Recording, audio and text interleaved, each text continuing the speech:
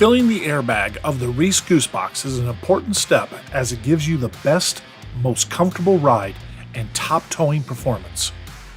To begin, couple the truck and trailer. Then locate the inflation valve on top of the Goose Box and unscrew the cap, placing it safely aside. Attach your air tank or compressor to the end of the air valve and begin filling the airbag.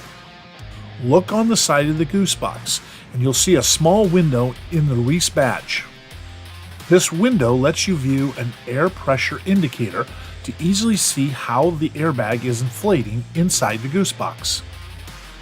When you see the indicator line is in the center of the REESE badge window, the airbag is at the ideal fill rate. Once the airbag is filled to your liking, remove the nozzle from the Goose Box fill valve and carefully replace the screw cap. We at REESE know that each driver and towing setup travel differently, which is why the Goose Box is designed so that you can adjust the amount of airbag inflation to customize your ride, based on your personal towing preferences.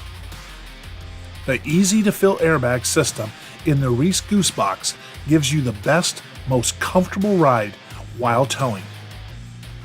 For more information on this and other great products from REESE, visit REESEProducts.com.